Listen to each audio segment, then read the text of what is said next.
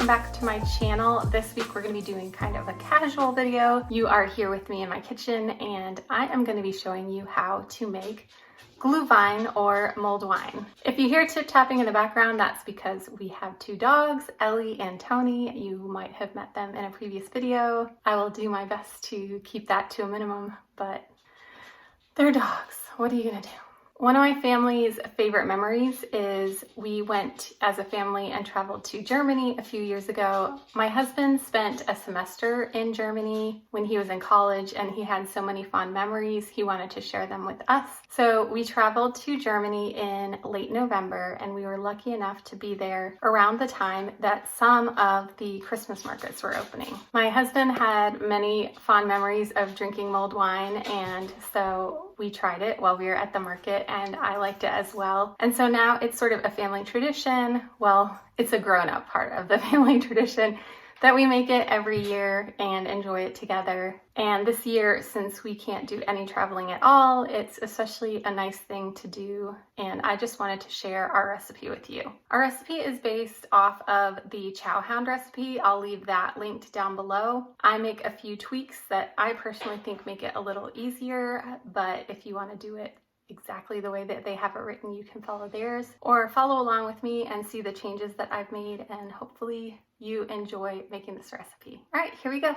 The first thing I'm gonna do is make the syrup, and that first involves putting the peel and the juice of 2 lemons and 2 oranges into a pot. This pot might seem sort of like overkill, but eventually we're gonna wind up putting 2 bottles of wine in with the rest of the syrup, and rather than dirty 2 pots, I go ahead and make the syrup in the same pot that I'm gonna add the wine to later. If you want, you can get fancy and try and get nice long beautiful strips using a knife. Since this is all just going to be tossed after we simmer it, I don't worry that much about having beautiful long strips. I just worry about getting as little of the pith as possible into the pot and as much of the peel as possible. So for me, a vegetable peeler works just fine.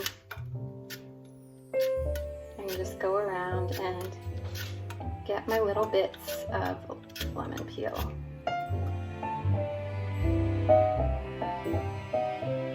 Alright, I have my 2 lemons. Mostly got all of the nice lemon peel off, and now I'm just going to juice each of them into the pot.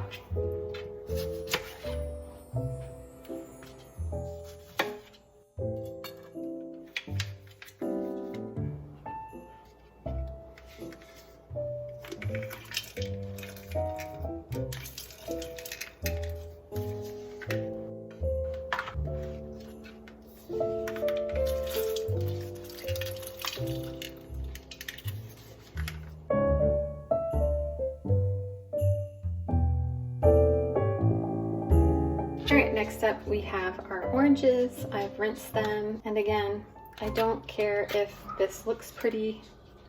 I'm just trying to get the peel into the pot and leave as much of the white part as possible.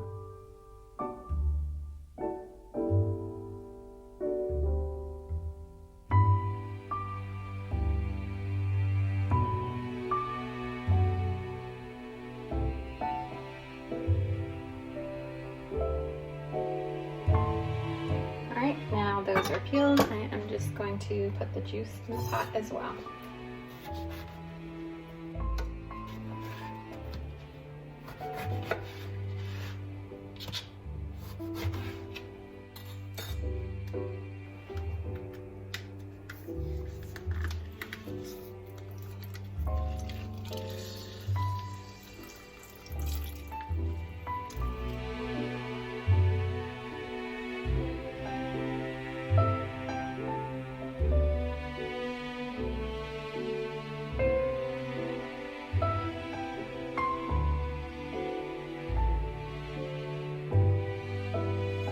Next, into the pot, we're gonna add 1 1/4 cups of granulated sugar.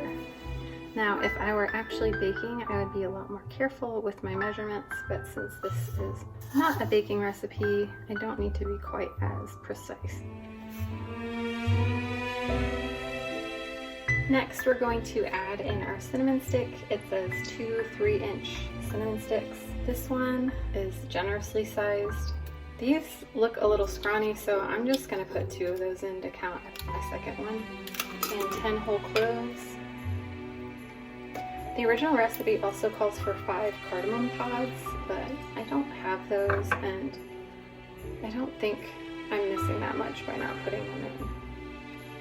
If you have them, go for it.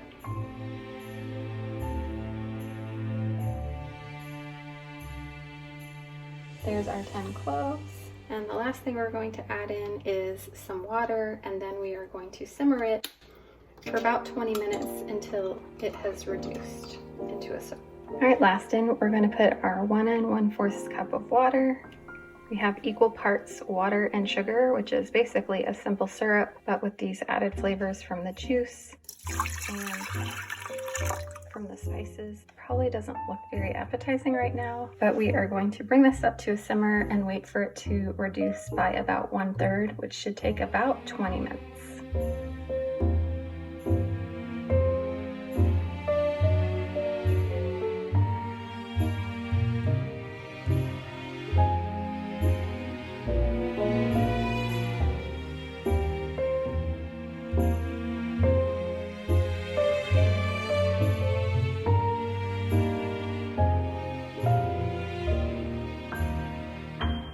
So we have about a minute left on our simmer, and then I am going to strain the syrup into the same measuring cup I used to measure the water, so I'm not dirtying anything else. And then I will pour that back into the pot, and then we will add 2 bottles of wine and warm that up without boiling it.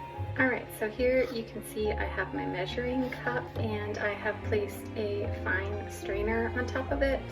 If you don't have that, you could use cheesecloth as suggested in the original recipe. And I am just going to carefully pour the syrup through the strainer.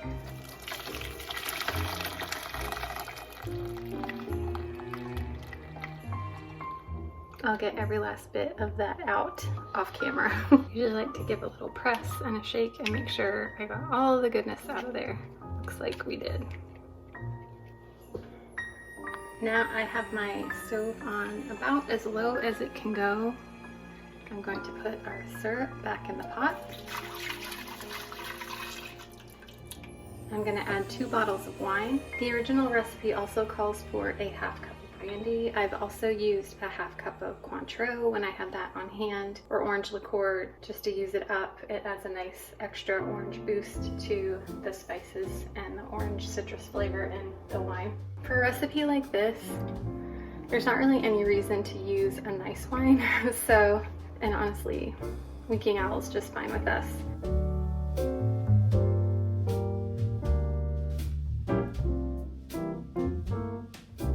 So we're just gonna add our 2 bottles of wine.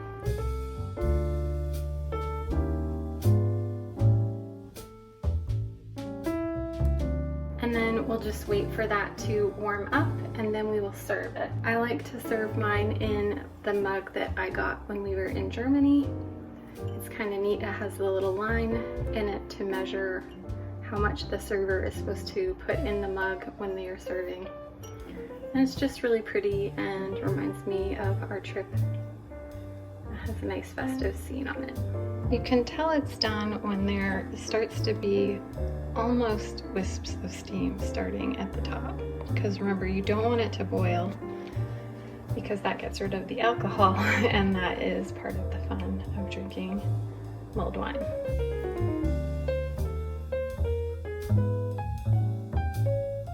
Cheers! I hope you've enjoyed following along today as I made this recipe. Please give it a like and a share, and don't forget to hit subscribe. Thanks so much for watching, and I'll see you again next week.